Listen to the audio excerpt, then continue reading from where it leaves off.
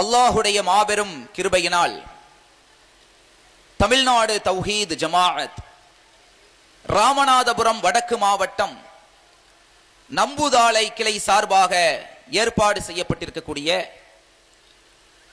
இணை வைப்பிற்கு எதிரான மாபெரும் மார்க்க விளக்க கூட்டம் நிகழ்ச்சியிலே இங்கு பெருந்திரளாக குழுமியிருக்கின்றோம். இந்த தருணத்திலே முஸ்லிம்கள் அன்றும் இன்றும் என்ற தலைப்பு தேர்வு செய்யப்பட்டிருக்கிறது. அல்லாஹுடைய தூதர் ரசூலுல்லாஹி ஸல்லல்லாஹு அலைஹி வஸல்லம் அவர்களுடைய காலத்திலே இஸ்லாத்தை பின்பற்றி இருக்கக்கூடிய அந்த மக்களின் நிலை எவ்வாறு இருந்தது, அதற்கு பிறகு நாம் வாழ்ந்து கொண்டிருக்கக்கூடிய இந்த காலகட்டத்திலே இஸ்லாமியர்களாக இருக்கக்கூடியவர்களுடைய நிலை எவ்வாறு இருக்கிறது என்பதை, இரண்டிற்கும் உள்ள வேறுபாட்டை புரிந்து அதன் மூலமாக இந்த சமுதாயத்திலே பல்வேறு படிப்பினைகளை எடுத்துரைக்க வேண்டும் என்ற நோக்கத்திலே, குறிப்பாக இன்றைக்கு ஷிர்க் என்று சொல்லக்கூடிய நிரந்தர நரகத்தில் தள்ளக்கூடிய இணை வைப்பு போன்ற காரியங்களிலிருந்து மக்களை மீட்க வேண்டும் என்ற உயரிய நோக்கத்தில்தான் இந்த தலைப்பு தேர்வு செய்யப்பட்டிருக்கிறது. இந்த தருணத்தில் முஸ்லிம்கள் அன்று எவ்வாறு இருந்தார்கள் என்பதை பார்ப்பதற்கு முன்னால், நாம் வாழ்ந்து கொண்டிருக்கக்கூடிய நமது பகுதிகளில் இஸ்லாமியர்களுடைய நிலை எவ்வாறு இருந்து கொண்டிருக்கிறது என்பதை சிறிது அலசிவிட்டு அன்றைய காலத்திற்கும் இன்றைய காலத்திற்கும் உள்ள அந்த வேறுபாட்டையும் ஒப்பிடுதலையும் இன்ஷா அல்லாஹ் பார்ப்போம். அன்பிற்குரியவர்களே, நாம் வாழக்கூடிய காலகட்டத்தில் முஸ்லிம்களில் ஒரு சாரார் தர்கா வழிபாடு என்றும், தகடு தாயத்து என்றும், மௌலீது என்றும், நல்ல நேரம் கெட்ட நேரம் என்ற சகுனம் பார்க்கக்கூடியவர்களாகவும், பில்லி சூனியம் ஏவல் என்ற நம்பிக்கையில் மூழ்கி திளைப்பவர்களாகவும், ஜோசியம் போன்ற பல்வேறு விதமான மூட பழக்க வழக்கங்களில் மூழ்கி கிடக்கக்கூடியவர்களாகவும் இருந்து வரக்கூடிய காட்சிகளை பார்க்கிறோம். இன்னொரு பக்கம் பார்த்தால் தர்கா வழிபாடு என்பது ஷிர்க், தகடு தாயத் என்பது ஷிர்க், மௌலித் என்பது வழிகேடு ஷிர்க் என்று இது போன்ற ஷிர்கான காரியங்களுக்கு எதிராக பிரச்சாரம் செய்யக்கூடிய ஏகத்துவவாதிகள் மறுபுறம். இது ஒவ்வொரு பகுதிகளிலும் இன்றைக்கு இஸ்லாமியர்களிடத்தில் இருக்கக்கூடிய ஒரு நிலையாக இருந்து கொண்டிருக்கிறது. அதற்கிடைப்பட்ட அளவுக்கு அதே நேரத்தில் இன்னொரு சாரார் இருக்கிறார்கள் நாம் வாழக்கூடிய பகுதிகளிலேயே. என்ன சாரார்? தர்காக்கு போகக்கூடாது என்பது ஷிர்க், சரிதான், நீங்க சொல்றது கரெக்ட். தகடு தாயத்து கட்டக்கூடாது என்பது ஷிர்க், கரெக்ட் தான். மௌலிது ஓதக்கூடாது, அது ரசூலுல்லாஹ் காலத்தில் இல்ல, அது ஷிர்க் என்கிறீர்கள், அதுவும் சரிதான். வேற என்ன தப்புன்னு சொல்ல வர்றிய? அந்த மக்கள் சொல்கிறார்கள், நீங்கள் சொல்வதெல்லாம் குர்ஆன் ஹதீஸை பின்பற்ற வேண்டும் என்று சொல்கிறீர்கள், அது எல்லாம் கரெக்ட். ஆனால் இதுவெல்லாம் நீங்கள் ஷிர்க் என்று மக்களிடத்திலே போய் சொல்லாதீர்கள். அப்படி சொன்னீர்கள் என்றால் இதனால் சமுதாயத்தில் பல பிளவுகள் ஏற்படுகிறது, பிரச்சனைகள் ஏற்படுகிறது, ஒற்றுமை சீர்குலைகிறது. முஸ்லிம்கள் அடிச்சுக்கிறலாமா? முஸ்லிம்களுக்குள்ள பிரிவினை இருக்கலாமா? நம்மெல்லாம் எப்படிப்பட்ட சமுதாயம், மற்றவர்களுக்கு முன்மாதிரியா இருக்க வேண்டிய சமுதாயம் இல்லையா?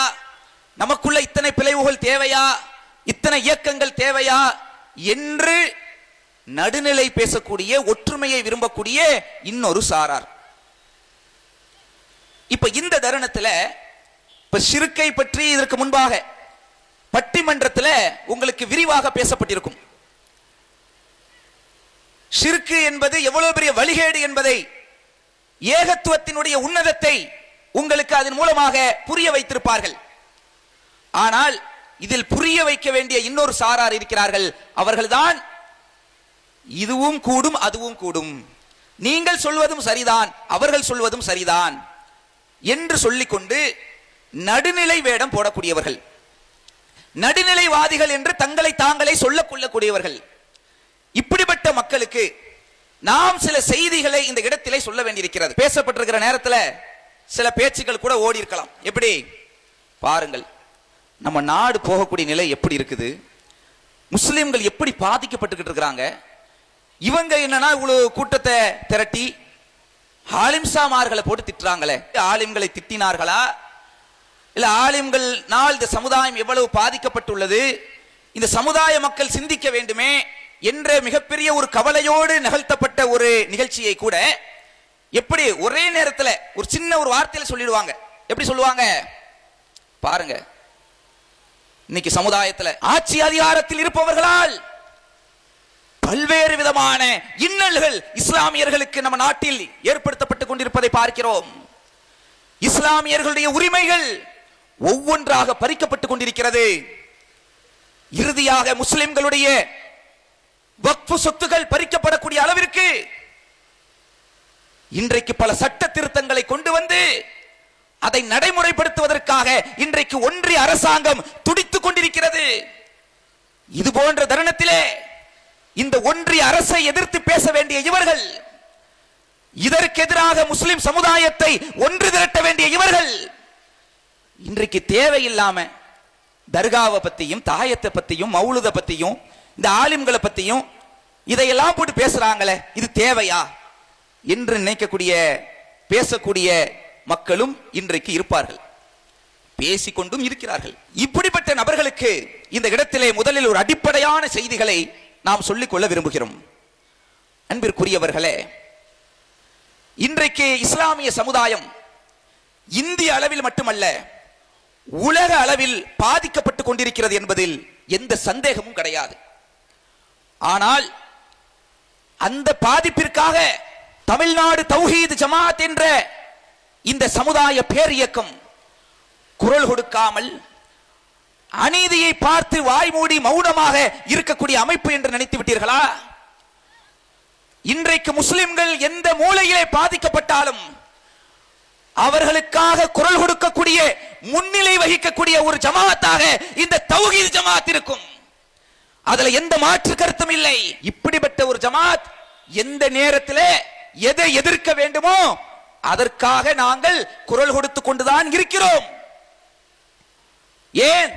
அதுவெல்லாம் இஸ்லாமியர்களுக்கு பாதிப்பு என்பதில் எந்த சந்தேகமும் அல்ல.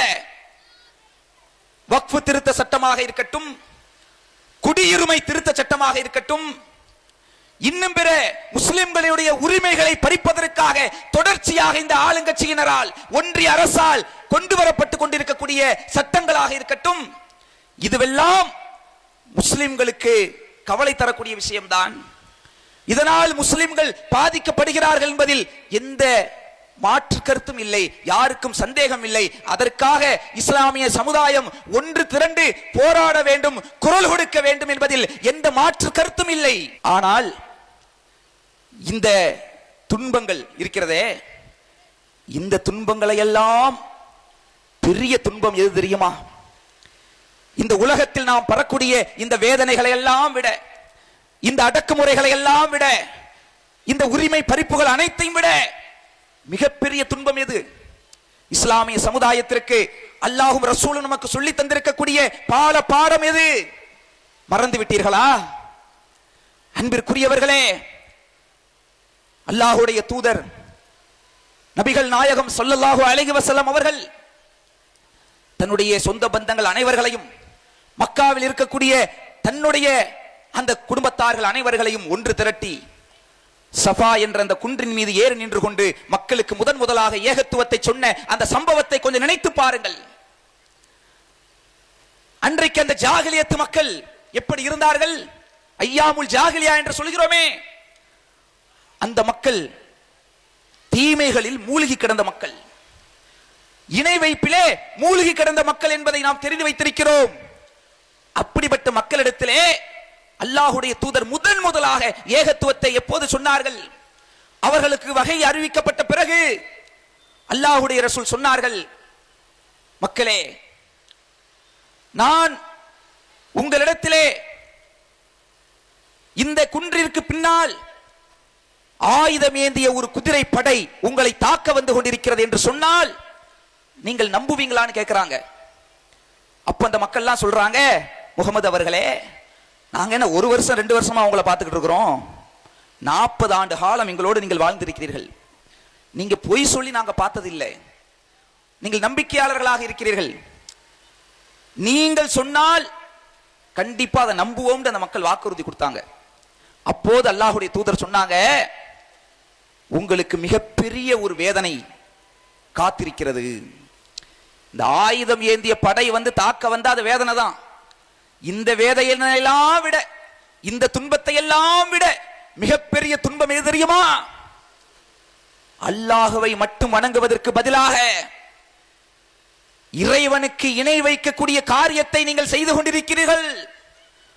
அல்லாஹ்விற்கு இணை வைக்கக்கூடிய ஒரு காரியத்தை ஒருவர் செய்வதன் மூலமாக இறைவன் நரகம் என்று சொல்லக்கூடிய மிகப்பெரிய ஒரு வேதனையை தயார்படுத்தி வைத்திருக்கிறான். அந்த வேதனையிலிருந்து நீங்கள் தப்பித்துக் கொள்ள வேண்டுமானால் ஏக இறைவன் ஒருவனை மட்டுமே வணங்க வேண்டும் என்ற ஏகத்துவத்தை முதலாக அந்த மக்களிடத்தில் எடுத்து சொன்னார்கள். அப்படி சொல்லுகின்ற போது அந்த மக்கள் சிந்தித்தார்களா? எல்லாரும் அப்படி மலர் தூவி அப்படி மகிழ்ந்தார்களா? புகழ்ந்தார்களா? எடுத்து சொன்ன உடனே எதிர்ப்பு தான். இப்ப கூட இந்த கூட்டத்தில் இவ்வளவு குர்ஆன் ஹதீஸ்கள் முன்மொழியப்பட்டு இந்த ஷிர்க்குக்கு எதிரான பல வாதங்கள் எடுத்துரைக்கப்பட்டும் கூட அதை சிந்திக்கிறது கிடையாது. சில நபர்கள் உடனடியாக என்ன செஞ்சிருவாங்க? ஆமா, இவங்களுக்கு வேலையே இல்லை, நஜாத்துக்காரங்க, எப்ப பார்த்தாலும் தர்கா கூடாது, கந்திரி கூடாது, சந்தன கூடு கூடாது, வெடி கூடாது, ஆட்டம் பாட்டம் கூடாது, இப்படியே சொல்லிக்கிட்டு இருப்பாங்க. குழப்பவாதிகள், வழிகேடர்கள், நஜாத்துக்காரர்கள், என்னென்ன வாயில வருதோ திட்டக்கூடியவர்கள் இருப்பார்கள். இந்த மாதிரி இதைவிட மேலாக தன்னுடைய உறவு சொந்த பந்தங்கள் குளிர் வைக்கக்கூடிய அந்த பகுதியிலிருந்து எதிர்ப்பை தான் அல்லாஹ்வுடைய தூதர் முதலாக சந்தித்தார்கள். உடனடியாக யாரும் ஆதரவு குரல் கொடுக்கவில்லை. இதுக்குத்தான் எங்களை கூப்பிட்டியா? இதுக்காக தான் எங்களை அழைச்சியா?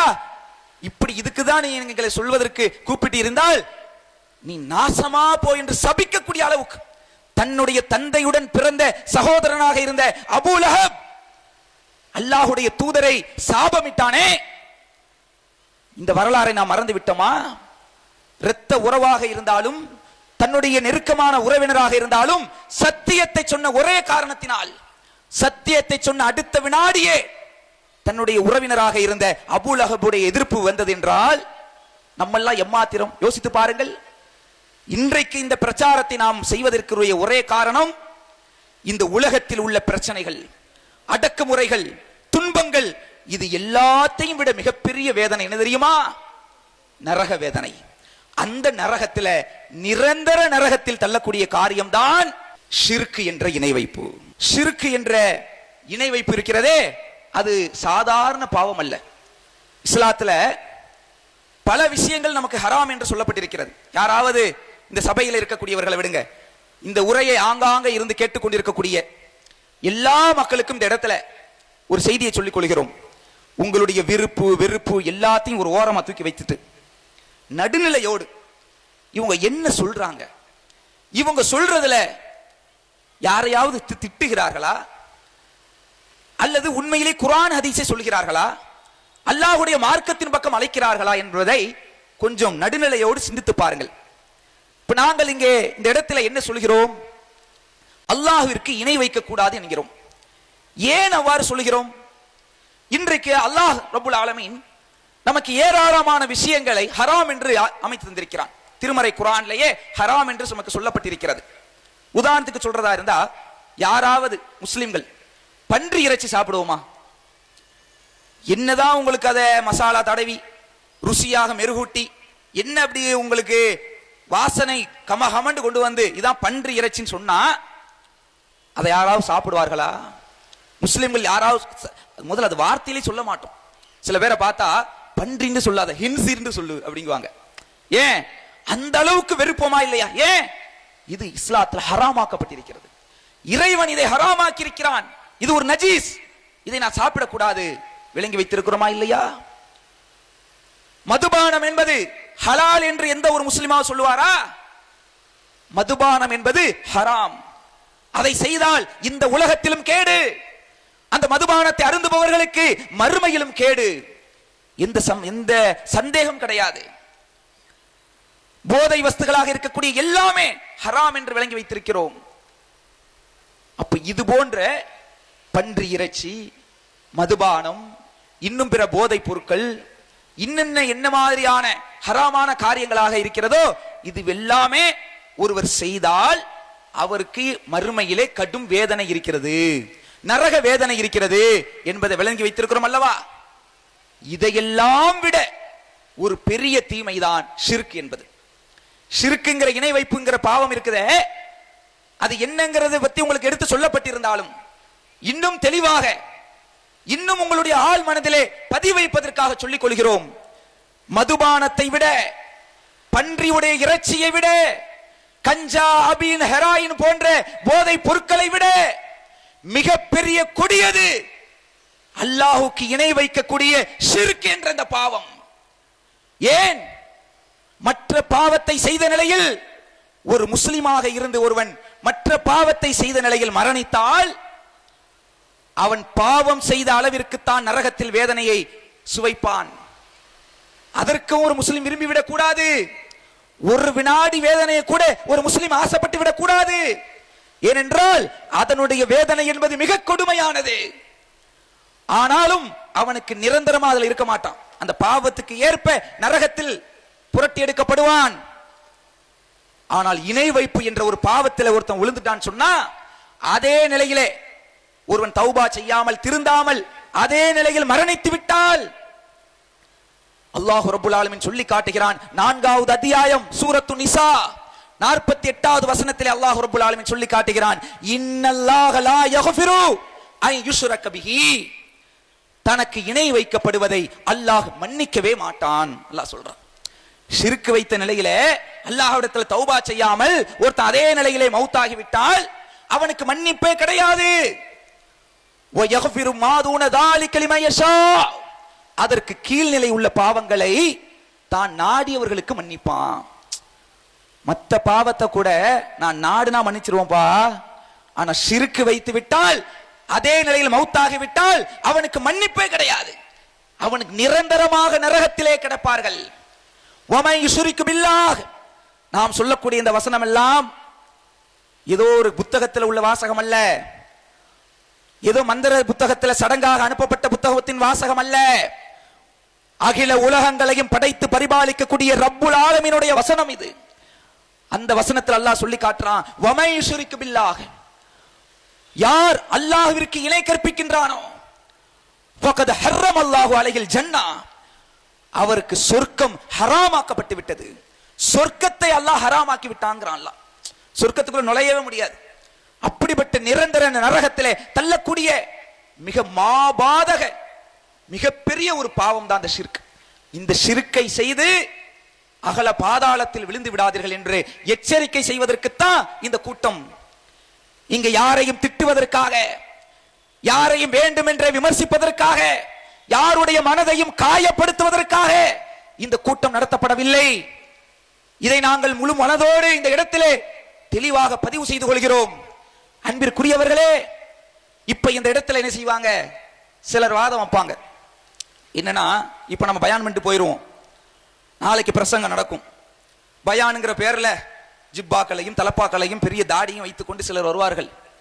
வந்து சொல்வார்கள், மக்களே இவர்கள் எல்லாம் ஷிர்க் ஷிர்க் என்கிறார்கள். தர்கா வழிபாடு ஷிர்காம், தாயத்து ஷிர்காம், மௌலூது ஷிர்காம், இதில் ஷிர்க் எதுவும் இல்லை, ஷிர்க்கும் இல்லை முறுக்கும் இல்லை அப்படிங்குவார்கள். அது மாதிரி சிலர் வருவார்கள். என்ன ஷிர்க் இல்லையா? நாங்கள் அவுலியாக்களை, இறந்து போன அடியார்களிடத்திலே தர்காவிற்கு சென்று அவர்களை வணங்குகிறோம் என்கிறார்கள், அல்லாஹ்வுக்கு இணை வைக்கிறோம் என்கிறார்கள். நாங்கள் அவங்களை அல்லாண்டு சொல்லலையே. யாராவது இங்க இருக்கக்கூடியவர்கள் நாகூர் ஆண்டவரை அல்லாஹ் என்று சொல்லீர்களா? ஒன்ன சொல்லுவாங்க கூட்டம்லாம், இல்லை. முஹையதீன் அப்துல் காதிர் ஜீலானி அவர்களை அல்லாஹ் என்று நம்ம யாராவது அழைத்தோமா? நாம யாராவது அப்படி சொன்னோமா? இல்லை. ஷாகுல் ஹமீது பாதுஷா அவர்களை, ஏர்வாடி சையத் இப்ராஹிம் ஷா அவர்களை, அல்லது பல்லாக்கோலி உள்ளாங்கிறாங்களே அவர்களை, கோட்டப்பட்ட ராவுத்தர் அப்பா அவர்களை நாங்கள் அல்லாஹ் என்று அழைத்தோமா? கடவுளாக நாங்கள் வர்ணித்தோமா? இல்லை. அப்ப நான் எங்களையாங்க, நாங்களும் அல்லாஹ் ஒருத்தன் தானங்க ஏற்றிருக்கிறோம், எங்களையே நீங்க முஷ்ரிக் என்கிறீர்கள், ஷிர்க் வைத்து விட்டோம் என்கிறீர்கள் என்றெல்லாம் என்ன செய்வாங்க, மக்களை வந்து அப்படி தூண்டி விடுவாங்க. அன்பிற்குரியவர்களே, இந்த இடத்திலே ஒரு பதிவு செய்து கொள்கிறோம். இணை வைப்பு என்றால் என்னவென்று முதலிலே ஆலிம்களுக்கு தெரியவில்லை. ஷிர்க் என்றால் என்னவென்று மக்கள்கிட்ட சொல்றாங்க தெரியுமா? இறைவனை போன்று அல்லாஹ்வை போன்று இன்னும் சில கடவுள்கள் இருப்பதாக சொல்வதுதான் ஷிர்க் என்று மக்களிடத்திலே சொல்லி கொடுத்திருக்கிறார்கள். அல்லாஹ்வை போன்று இன்னும் சில அல்லாஹ் இருக்கிறான், பல கடவுள்கள் இருக்கிறார்கள், அவர்களை சிலை வைத்து வணங்குவது இதுதான் ஷிர்க். நாங்க நாகூர் தர்காவுல போய் சிலை வைத்திருக்கிறோமா? நாங்கள் ஏர்வாடி இப்ராஹிம் ஷா அவர்களுக்கு ஏர்வாடி தர்காவுல சிலை வைத்திருக்கிறோமா? கோட்டப்பண்ண ராவுத்தரப்பாவுக்கு சிலை வைத்திருக்கிறோமா? அங்கே சிலைகளை வைத்து வணங்கவில்லை. அப்ப எங்களை எப்படி நீங்கள் பார்த்து முஷ்ரிக் என்று அழைக்கலாம், ஷிர்க் வைத்து விட்டோம் என்று சொல்லலாம் என்றெல்லாம் கேட்பாங்க. இப்ப இந்த இடத்திலே ஒரு சின்ன நிகழ்வை நாம் சொல்லிக் கொள்கிறோம். அன்றைக்குள்ள முஸ்லிம்கள் என்று சொன்னமே சஹாபாக்கள், அந்த சஹாபாக்கள் இஸ்லாத்திற்கு வருவதற்கு முன்னால் அந்த மக்கள் எப்படி இருந்தார்கள் என்பதை நீங்கள் கொஞ்சம் சிந்தித்து பாருங்கள். ஜாகலியத்து மக்களாக இருந்தார்கள், ஐயாமுல் ஜாகலியா. அவர்களுடைய நிலை எவ்வாறு இருந்தது என்று வரலாற்றை புரட்டி பார்த்த ஒவ்வொருவர்களுக்கும் தெரியும். கஅபத்துல்லா, இன்னைக்கு கஅபா இருக்கிறதே மக்காவுல, அந்த கஅபாவை சுற்றி 360க்கும் மேற்பட்ட சிலைகளை வைத்து வணங்கினார்கள். சிலைகளை வைத்து வணங்கியது எல்லாம், அந்த சிலைகள் எல்லாம் யார்? அல்லாஹ் என்று சொல்லி வணங்கினாங்களா? கிடையாது. அவர்கள் தங்களுடைய மூதாதையர்களாக நினைத்துக் கொண்ட லாத்து உஸ்ஸா மனாத் என்று சொன்ன சில நல்ல மனிதர்களுக்கு சிலை வைத்து அங்கே வழிபாடு செய்து கொண்டிருந்தார்கள். 1-2 சிலை அல்ல, 300க்கும் மேற்பட்ட சிலைனா ஒரு நாளைக்கு ஒரு சிலை வச்சு வணங்கியிருப்பாங்க போல. அந்த மாதிரி பல சிலைகளை வைத்து வணங்கினார்கள். அதுல இப்ராஹிம் நபிக்கு சிலை, இப்ராஹிம் நபியை தான் அவங்க பெரிய ஒரு தங்களுடைய அவர்களுடைய வழியிலே வந்த தலைமுறையாக, இப்ராஹிம் நபியுடைய வழிமுறையை தான் நாங்கள் பின்பற்றோம் என்று மார்தட்டி கொண்டிருந்த சமுதாயம் அது. அப்படிப்பட்ட இப்ராஹிம் நபிக்கு ஒரு சிலை வைத்தார்கள். இஸ்மாயில் அலைஹிஸ்ஸலாம் அவர்களுக்கு சிலை வைத்திருந்தார்கள். மரியம் அலைஹிஸ்ஸலாம் அவர்களுக்கு சிலை வைத்திருந்தார்கள். இவர்களிடத்தில் எல்லாம் சிலை வைத்திருந்தாலும் இவர்களை அல்லாஹ் என்று சொன்னார்களா? இல்ல. இது அல்லாஹ்வே குர்ஆன்ல சொல்றான். அவங்க நம்பிக்கை எப்படி இருந்தது? அல்லாஹ் என்பவன் ஒருவன் தான், நம்மளை படைச்சது ஒருத்தன் தான்ங்கிற நம்பிக்கையில தான் மக்காவில் வாழ்ந்த முஷ்ரிக்குகள் இருந்தார்கள். அல்லாஹ் குர்ஆன்ல சொல்றான்னு தெரியலையா உங்களுக்கு? வானத்திலிருந்து மலையை பொழிவிப்பவன் யான் என்று, யார் வானத்திலிருந்து மலையை பொழிவிக்கிறான் என்று அந்த மக்காவில் வாழ்ந்த அபூஜகல்கிட்ட கேட்டா, மக்கத்து முஷ்ரிக்குகள்கிட்ட கேட்டா அவங்க சொல்லக்கூடிய வார்த்தை என்ன தெரியுமா? வயக்கூலுன் அல்லாஹ், அல்லாஹ் என்று தான் சொல்வார்கள். வானத்திலிருந்து மலையை தருபவன் அல்லாஹ் தான், வானம் பூமி அனைத்தையும் படைத்தது யாருப்பா? அல்லாஹ் தான் என்று சொல்வார்கள். உனக்கு உணவளிக்கிறது யாரு? அல்லாஹ் என்று தான் சொல்வார்கள். இப்படிப்பட்ட நிலையில் தான் அந்த மக்கள் இருந்தாங்க. பத்ர் போர்க்களம் யாரும் மறந்திருக்க முடியாது. இஸ்லாமிய சமுதாயத்தினுடைய வரலாற்றிலே மிக முக்கியமான ஒரு போர்க்களம். ஆயிரக்கணக்கான மக்கள் இஸ்லாத்தின் எதிரிகளாக நிற்கிறார்கள். 300க்கும் சொச்சம் மக்கள் முஸ்லிம்கள் அல்லாஹ்வுடைய தூதர் ஸல்லல்லாஹு அலைஹி வஸல்லம் அவர்களுடைய தலைமையிலே ஹிஜ்ரி 2ஆம் ஆண்டு அந்த போர்க்களம் நடைபெறுகிறது. அந்த போர்க்களத்திலே அல்லாஹ்வுடைய தூதர் இறைவனிடத்திலே கண்ணீர் மல்க கண்ணீர் கையேந்தி துஆ செய்கிறார்கள். அல்லாஹ்விடத்திலே துஆ செய்தார்கள். அதே எதிர்தரப்பு, அது யார் தலைமையிலே? அபூஜஹல், இஸ்லாத்தின் எதிரி என்று சொல்லப்படக்கூடிய அபூஜஹலுடைய தலைமையிலே எதிர்த்தரப்பினர் ஒன்றுகளும் இருக்கிறார்கள், ஆயிரக்கணக்கான பேர்.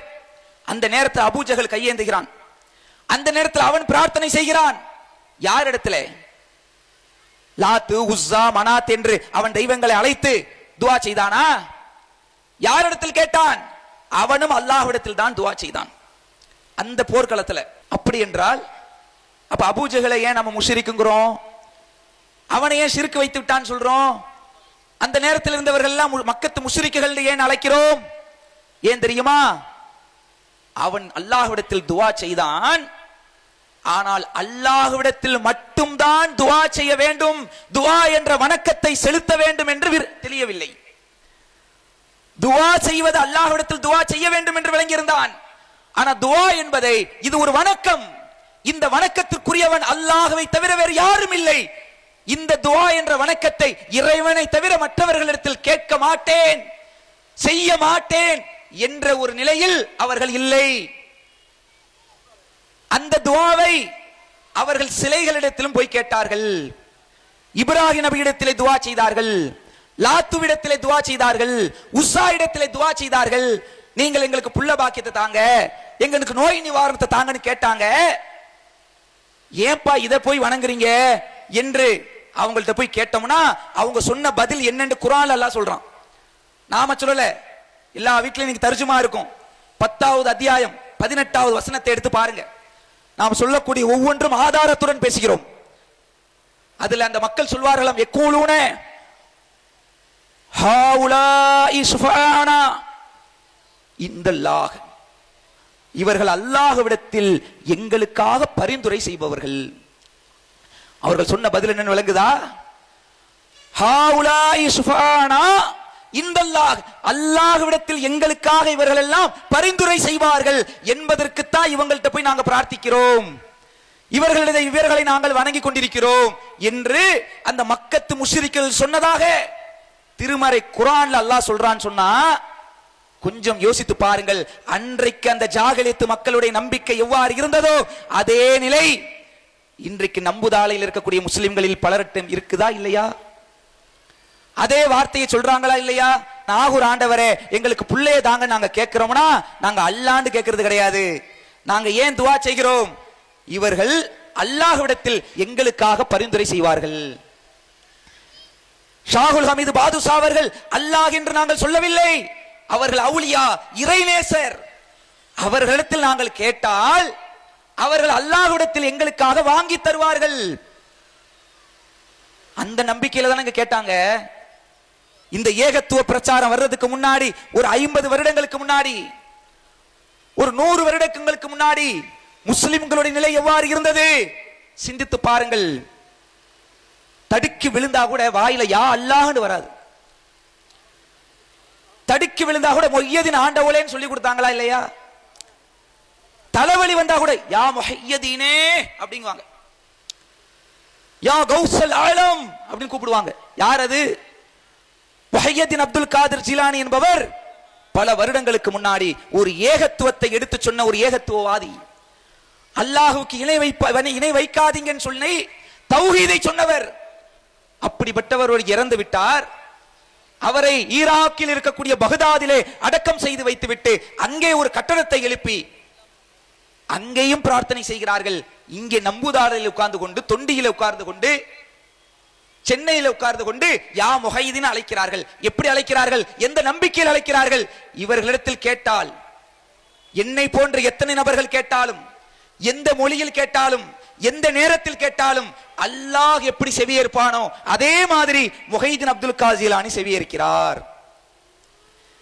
எந்த நேரத்தில், எந்த மொழியிலே எத்தனை பேர் எந்த கோரிக்கையை வைத்தாலும், எந்த உலகத்தின் மூலையிலிருந்து கேட்டாலும் எப்படி அல்லாஹ் கேட்டுக்கொண்டிருக்கிறானோ அதே மாதிரி ஷாகுல் ஹமீது பாதுஷா அவர்களுக்கு கேட்கும், சையத் இப்ராஹிம் ஷா அவர்களுக்கு செவியேற்கக்கூடிய ஆற்றல் இருக்குது அப்படி நம்புறாங்களே.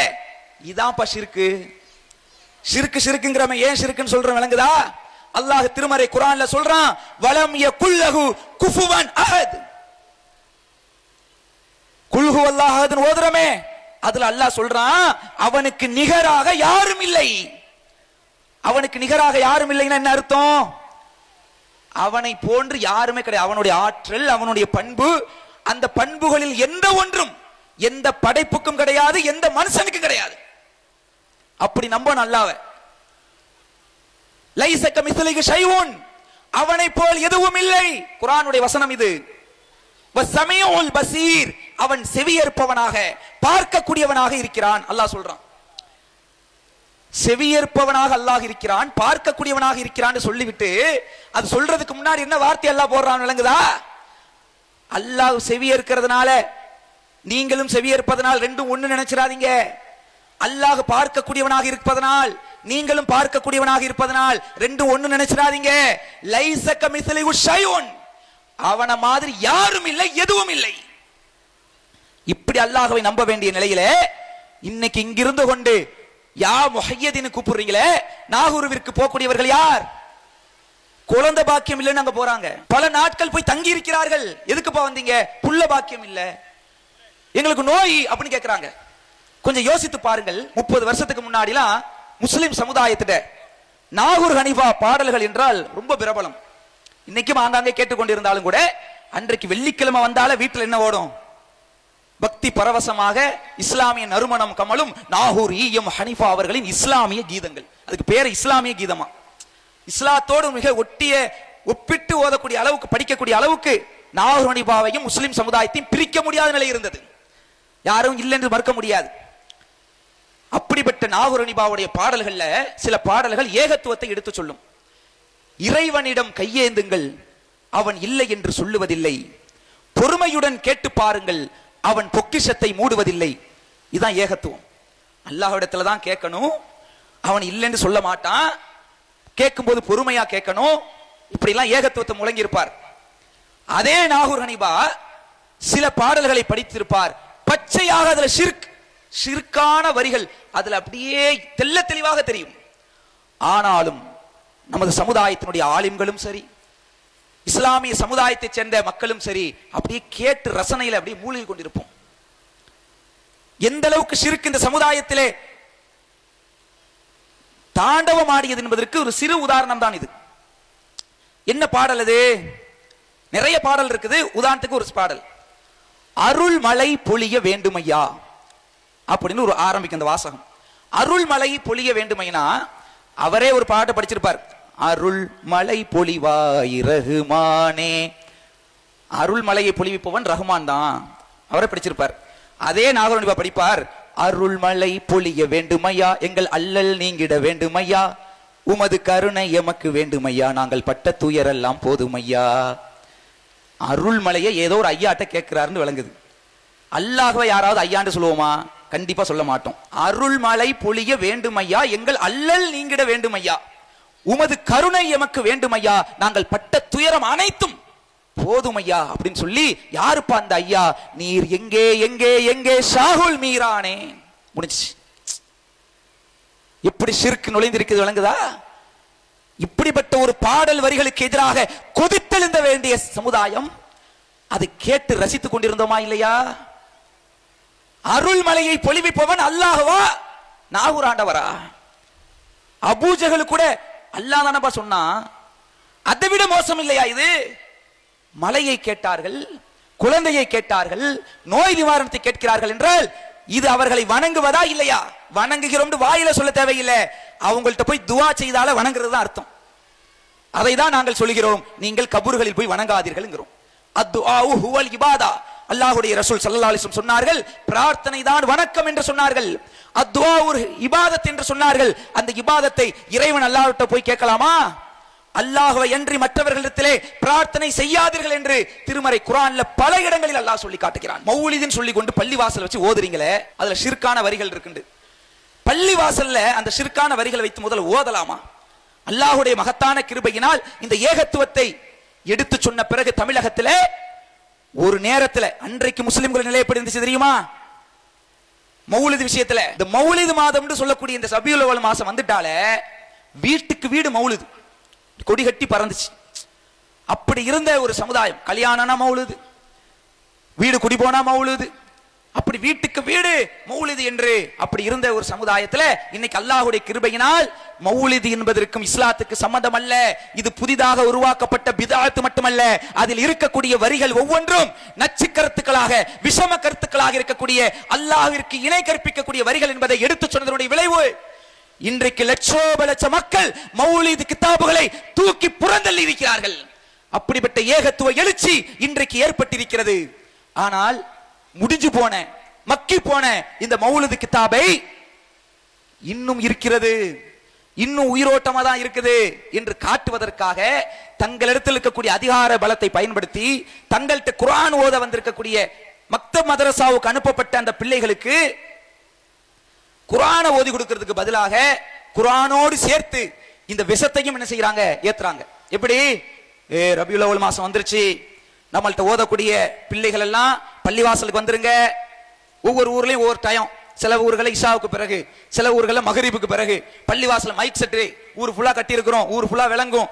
பிள்ளைகளை வச்சு கொண்டு யா நபி சலாம் அலைக்கும், யா ரசூல் சலாம் அலைக்கும் ஓதுறீங்களே, கொஞ்சம் யோசித்து பாருங்கள். அல்லாஹ்வுடைய அச்சம் உள்ள ஒருவன் பள்ளிவாசலில் வைத்து இப்படிப்பட்ட பாடல் வரிகளை படிப்பானா? பாட்டு கச்சேரி நடத்தக்கூடிய இடமா பள்ளிவாசல்? அல்லாஹ்வுக்கு இணை வைக்கக்கூடிய வாசகத்தை வீட்டிலே இருந்தாலும் காட்டிலே இருந்தாலும் சொல்லக்கூடாது, எங்கும் சொல்லக்கூடாது. ஆனால் அல்லாஹ்வை மட்டும் வணங்குவதற்காக எழுப்பப்பட்ட பள்ளிவாசல் வச்சு ஓதலாமா? நாங்க எங்க ஷிர்கான வரிகளை வச்சு ஓதுறோம் கேட்பாங்க. 72வது அத்தியாயம் 18வது வசனம் அல்லாஹ் சொல்லி காட்டுறான் சூரத்துல் ஜின்ல, வ அன்னல் மஸாஜித லில்லாஹ், பள்ளிவாசல்கள் அல்லாஹ்விற்கு சொந்தமானது. ஃபலா ததுஉ மஅல்லாஹி அஹதா, எனவே அதில் அல்லாஹுடன் சேர்த்து வேறு எவரையும் பிரார்த்திக்காதீர்கள். அல்லாஹ் சொல்றான். பள்ளிவாசல்ங்கிறது யாருக்கு சொந்தம்? அல்லாஹ்வுக்கு மட்டுமே உரித்தானது. அந்த பள்ளிவாசல்ல அல்லாஹ்வை தவிர, அல்லாஹுடன் சேர்த்து, அல்லாஹ்வை போன்று வேறு எவரையும் அழைக்காதீர்கள், எவரிடத்திலும் துஆ செய்யாதீர்கள். ததுஊன, துஆ என்று அல்லாஹ் சொல்றான். துஆ செய்யாதீர்கள், அல்லாஹ்வை தவிர மற்றவங்கள்ட்ட துஆ செய்யக்கூடாது. இன்னைக்கு இந்த சுபஹான மௌலித் இந்த மாசம் ஓதுனாங்களே, அதுல துஆ வருகிறதா இல்லையா? வருகிறது. யாரிடத்திலே? அல்லாஹ்விடத்திலேயா? யா நபி ஸலாம் அலைக்கும், யா ரசூல் ஸலாம் அலைக்கும் அழைத்து ஓதுகிறார்கள். கஃபிரு அன்னி துனூபி ஓதுறாங்க. கஃபிரு அன்னி துனூபி வஅஃபு லி அன் சய்யிஆதி. சுப்ஹான மௌலிதுல வருதுங்க, நீங்கள் தான் என்னுடைய பாவங்களை மன்னிக்க வேண்டும். நாங்கள் செய்திருக்கக்கூடிய எங்களுடைய பாவங்களை எல்லாம் நபியே முஹம்மது ஸல்லல்லாஹு அலைஹி வஸல்லம் அவர்களை அழைத்து ஓதுறாங்க, நீங்க தான் மன்னிக்கணும். எங்களுடைய பாவத்தை நன்மையாக நீங்கள் மாற்றி விடுங்கள். பாவங்களை மன்னிக்க கூடியவன், பாவங்களை நன்மையாக மாற்றுபவன் யார்? அல்லாஹ் சொல்லி காட்டுறான் குர்ஆன்ல, வமை யக்ஃபிரு துனூப இல்லல்லாஹ், அல்லாஹ்வை விட பாவங்களை மன்னிக்க கூடியவன் யார் இருக்கிறார்? அல்லாஹ் கேட்கிறான். இன்னொரு வசனத்துல அல்லாஹ் சொல்றான், குல், நபியே நீங்கள் சொல்லுங்கள், யா இபாதி அல்லதீன அஸ்ரஃபு அலா அன்ஃபுஸிஹிம், தமக்கு எதிராக வரம்பு மீறி எனது அடியார்களே, லா தக்னது மின் ரஹ்மத்தில்லாஹ், அல்லாஹ்வுடைய அருளில் நீங்கள் நம்பிக்கை இழந்து விடாதீர்கள். இன்னல்லாஹ யக்ஃபிரு துனூப ஜமீஆ, அவன் அனைத்து பாவங்களையும் மன்னிக்க கூடியவனாக இருக்கிறான் என்று அல்லாஹ் சொல்றான். இவங்க உட்கார்ந்துட்டு ஓதுறாங்க, நீங்க தான் எங்க பாவத்தை மன்னிக்கணும். கேட்டா அல்லாஹ்வுடைய தூதர் தன்னுடைய வாழ்நாள்ல மக்களை மன்னிச்சாங்களா இல்லையா, அவங்களுக்கு அநியாயம் செய்தவர்களை மன்னித்தார்களா இல்லையாண்டு சப்ப கட்டு கட்டுவாங்க, சமாளிப்பார்கள். பச்சை பொய் அது. அல்லாஹ்வுடைய தூதர் தன்னுடைய வாழ்நாள்ல தனக்கு கெடுதி செய்த மக்களை மன்னித்தார்கள் என்றால் நீங்க ஏன் அல்லாஹ்வுடைய தூதரை அழைத்து துஆ செய்றீங்க? என்னுடைய பாவத்தை மன்னிங்கன்னு நீங்க எப்படி கேட்கலாம்? அல்லாஹ்வுடைய தூதர் ஸல்லல்லாஹு அலைஹி வஸல்லம் அவர்கள் தினசரி வாழ்நாளில் அவர்கள் மரணிக்கிற வரையிலும் 70 தடவைகள் அல்லாஹ்விடத்திலே நான் பாவ மன்னிப்பு தேடுகிறேன் என்று சொன்னார்களே, 100 தடவை நான் அல்லாஹ்விடத்திலே அஸ்தக்ஃபிருல்லாஹ் வ அதூபு இலைஹி என்று பாவ மன்னிப்பு தேடுகிறேன் என்று சொன்னார்களே, அல்லாஹ்வுடைய தூதர் ஸல்லல்லாஹு அலைஹி வஸல்லம் அவர்களே தங்களுடைய முன்னோர்களை அழைத்து பாவ மன்னிப்பு தேடவில்லை, அல்லாஹ்விடத்தில் மட்டும்தான் பாவ மன்னிப்பு தேடினார்கள். ஆனால் இங்க என்ன நடக்குது? அல்லாஹ்வுடைய தூதரிடத்திலே பாவ மன்னிப்பை மட்டும் இவர்கள் தேடவில்லை, வறுமையை போக்குங்கள் என்று அழைத்து பிரார்த்திக்கிறார்கள். நீங்கள் தான் எங்க நோயை குணப்படுத்தணும் என்று பிரார்த்திக்கிறார்கள். அஸ்ஸலாமு அலைக்க யா முபரி சகாமி, நோய்களை நீக்குபவரே உங்கள் மீது சலாம் உண்டாகட்டும் ஓதுறாங்க. அல்லாஹ்வுடைய தூதர் சொன்னார்கள், அல்லாஹ்வை தவிர மற்றவர்களிடத்திலே சத்தியம் செய்தால் அவர் அல்லாஹ்விற்கு இணை வைத்து விட்டார், ஷிர்க் வைத்து விட்டார் என்று சொன்னாங்க. சத்தியம் செய்யறதா இருந்தா கூட அல்லாஹ் மீது மட்டும்தான் சத்தியம் செய்யணும். என் புள்ள மேல சத்தியம், எங்க வாப்பா மேல சத்தியம், குர்ஆன் மேல சத்தியம் சொன்னாலும் ஷிர்க் என்று ரசூலுல்லாஹ் சொன்னாங்க. இவர்கள் மௌலிதிலே எழுதி வைத்து ஓதுகிறார்கள், அக்ஸம்து ஃபீ நஃப்ஸி பிக்கும் அலைக்கும் ஓதுறாங்க.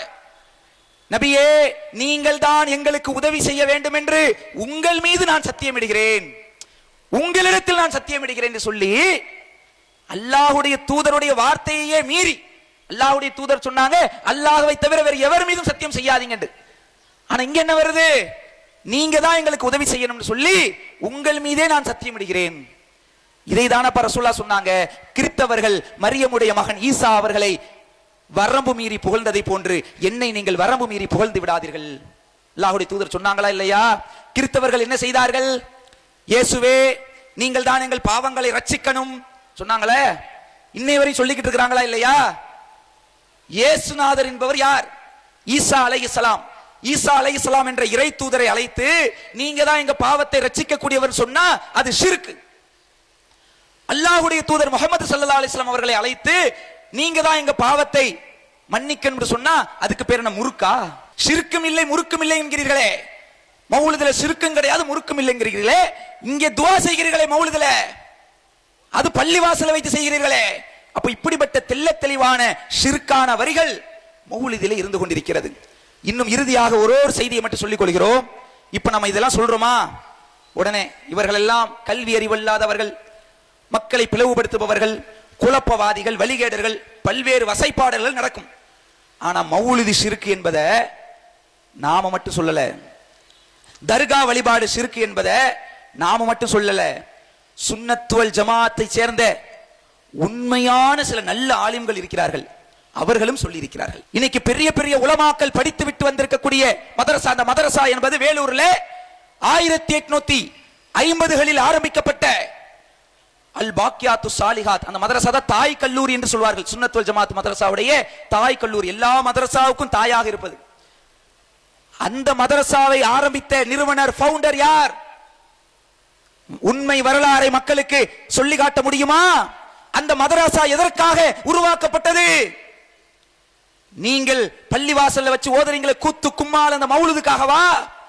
ஆர்கெஸ்ட்ரா, கச்சேரி, வான வேடிக்கை, ஆட்டம் பாட்டம் குத்தாட்டம் நடத்தி சந்தன கூடு உருஸ் என்று நடத்துகிறீர்களே, இதை நடத்துவதற்குத்தான் பாக்கியாத்து சாலிஹாத் உருவாக்கப்பட்டதா? பாக்கியாத்து சாலிஹாத்தினுடைய நிறுவனர் ஆலா ஹஸ்ரத் நாகை மாவட்டம் திட்டச்சேரியிலே அவர்கள் இருந்து கொண்டிருக்கிற, பணியாற்றி கொண்டிருந்த காலகட்டத்தில் அங்கே நடந்த சில மௌட்டிகமான இஸ்லாமிய சமுதாயத்திடம் இருந்த சில சிறுக்கான சில மூட பழக்க வழக்கங்களை பார்க்கிறார். பார்த்து கொதிச்சு போறார். என்னடா இது, பேர்ல இஸ்லாமியர்களா இருந்து கொண்டு உங்களுடைய செயலுக்கும் இஸ்லாத்துக்கு சம்பந்தமே இல்லையப்பா.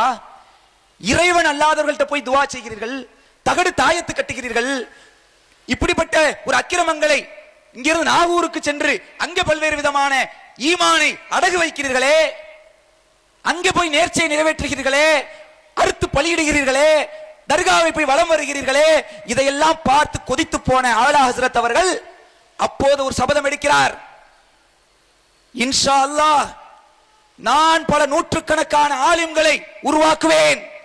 அந்த ஆலிம்கள் தமிழகத்தின் பல்வேறு மூலை முடுக்கெல்லாம் சென்று இந்த ஷிர்க்குக்கு எதிராக பிரச்சாரம் செய்வார்கள், ஏகத்துவத்தை எடுத்து சொல்வார்கள் என்று சபதம் எடுத்து அவர் ஆரம்பித்த மதரசா தான் வேலூர் பாக்கியாத்து சாலிஹாத். இன்னைக்கு அந்த பாக்கியாத்து சாலிஹாத்தில் ஓதிவிட்டு வந்த பாக்கவிகள் எத்தனை பேர் ஏகத்துவத்தை சொல்லிக் கொண்டிருக்கிறார்கள்? யோசித்து பாருங்கள். இன்னைக்கு பல பாக்கவிகள் இன்னைக்கு வருமானத்துக்காக அந்த ஊர்ல உள்ள மக்களுடைய அறியாமையை பயன்படுத்தி இது போன்ற மௌலிதுகளை மக்களிடத்திலே சொல்லிக் கொண்டிருக்கிறார்கள். இது கூடும் என்று ஃபத்வா கொடுக்கிறார்கள், சமாதி வழிபாடு கூடும் என்று ஃபத்வா கொடுத்து கொண்டு மக்களை ஷிர்க்கை நோக்கி அழைத்துக் கொண்டிருக்கிறாங்க. இதே மாதிரி இந்தியாவும் மட்டுமல்ல, ஆசியா கண்டத்திலேயே மிகப்பெரிய சுன்னத்துவல் ஜமாத் மதரசா தாருல் உலூம் தேவ்பந்த், தேவ்பந்துல இருக்கக்கூடிய தாருல் உலூம் என்கிற அந்த மதரசா தான் இந்தியாவிலேயே ஆசியா கண்டத்திலேயே சுன்னத்துவல் ஜமாத்துடைய மிகப்பெரிய மதரசா என்பதில் யாருக்கும் சந்தேகம் அல்ல. அந்த மதரசாவுடைய ஃபத்வா மீலாது மௌலித் என்பது வழிகேடு என்று ஃபத்வா கொடுத்திருக்கிறார்கள். அந்த தாருல் உலூம்ல ஃபத்வா கொடுத்த அந்த உலமாக்களை வழிகேடர்கள், அறிவீனர்கள் என்று சொல்ல தயாரா? சொல்லுவீங்களா? அப்படி அவர்களுக்கும் எங்களுக்கும் இடையில் சில கருத்து வேறுபாடுகள் இருக்கிறது. ஆனாலும் அவர்கள் நாங்கள் எதை ஷிர்க் என்று சொல்கிறோமோ, வழிகேடு என்று சொல்கிறோமோ, அதே போன்று ஃபத்வா கொடுத்திருக்கிறாங்களே. இப்ப என்ன சொல்ல வருகிறீர்கள்? இன்னைக்கு மக்களை ஏமாத்திக்கிட்டு இருக்கிறாங்க தப்பாக. சுன்னத்துவல் ஜமாத்னா பேர்ல சுன்னத்தை மற்றும் பேர் வச்சிருந்தா பத்தாது, அல்லாஹ்வுடைய தூதர் சொன்னபடி சுன்னத்தான சமுதாயமா இருக்கணும். அல்லாஹ்வுடைய தூதர் மரணிக்கக்கூடிய ஒரு 5 நாட்களுக்கு முன்னாடி சொன்னார்கள், லஅனல்லாஹு யஹூத வ நஸாரா, யஹூதிகளையும் நஸாராக்களையும் அல்லாஹ் சபிப்பானாக. ரசூலுல்லாஹ் மௌத்தா போறதுக்கு கொஞ்ச நாளைக்கு முன்னாடி மக்களை அழைத்து சொன்னார்கள். அவர்கள் செய்த தவறு என்ன? யஹூதி நஸாராக்கள் என்ன செய்தார்கள்? இத்தஹது குபூர அம்பியாஹி மசாஜிதா, அவர்கள் தங்களுக்கு அனுப்பப்பட்ட நபிமார்களுடைய கபறுகளை வணங்கும் இடமாக ஆக்கி கொண்டார்கள் என்று ரசூலுல்லாஹி ஸல்லல்லாஹு அலைஹி வஸல்லம் சொன்னார்களே. நபிமார்களுடைய கபறுகளை வணங்கும் இடமாக ஆக்கி கொண்ட அந்த யூத நஸாராக்கள் மீது அல்லாஹ்வுடைய லானத் இறங்குதுனா, நபிமார்களை விட பெரியவர்களா நாகூர் ஆண்டவர் என்பவர், முஹைதீன் அப்துல் காஜிலான் என்பவர், அவர்கள் இறைநேசரா இல்லையாண்டா நமக்கு தெரியாது. உண்மையான இறைநேசர் என்று சொல்லப்பட்ட இப்ராஹிம் நபிக்கு கபர் கட்டினார்கள், தர்கா கட்டினார்கள். பல நபிமார்களுக்கு கபர் கட்டி தர்கா கட்டினார்கள். யாரு? யூதர்கள். அவர்கள் உண்டாக்குனதுதான் இந்த தர்கா வழிபாடு. யூத நசாராக்கள் உருவாக்கிய இந்த தர்கா வழிபாட்டில் அல்லாஹ்வுடைய தூதரே எச்சரித்தார்கள், அவர்கள் மீது அல்லாஹ்வுடைய லானத் உண்டாகட்டும். அப்ப இப்ராஹிம் நபிக்கு கபர் கட்டினதுக்கு அல்லாஹ்வுடைய லானத் உண்டாகுதுன்னா, ராவுத்தரப்பாக்கு தர்கா கட்டினா அல்லாஹ்வுடைய ரஹ்மத் இறங்குமா? யோசித்து பாருங்கள். இதை நாங்கள் யாரும் விமர்சிப்பதற்கு சொல்லவில்லை. இதை சொன்னா நாங்கள் அவுலியாக்களை திட்டுகிறோம் என்று மடைமாற்றுவார்கள். நாங்கள் இப்ப எந்த அவுலியாவை திட்டினோம்? எந்த மூதாதையர்களை திட்டினோம்? குர்ஆன் ஹதீஸின் பக்கம் வாருங்கள் என்று சொல்கிறோம். ஆக அன்பிற்குரியவர்களே, இறுதியாக ஒரே ஒரு வசனம் திருமறை குர்ஆன்ல அல்லாஹ் சொல்லி காட்டுகிறான். யா அய்யுஹல்லதீன ஆமனு, ஈமான் கொண்டோர்களே, அத்தியுல்லாஹ வ அத்தியு ரசூல், அல்லாஹ்விற்கு கட்டுப்படுங்கள், அவனுடைய ரசூல் சொன்னபடி நடங்கள், உங்களுடைய அமல்களை நீங்கள் வீணாக்கி விடாதீர்கள். அல்லாஹ்வுடைய எச்சரிக்கை. நீங்கள் மூமின்களாக இருந்தா, ஈமான் கொண்டவர்களாக இருந்தா அல்லாஹ் சொன்னபடி நடங்க, அல்லாஹ்வுடைய தூதர் சொன்னபடி வாழுங்கள். அல்லாஹ்வும் ரசூலும் சொன்னதுக்கு மாற்றமாக உங்களுடைய அமல்களை அமைத்துக் கொண்டால் இந்த உலகத்தில் வேண்டுமானால் நீங்கள் ஜாலியா இருக்கலாம்.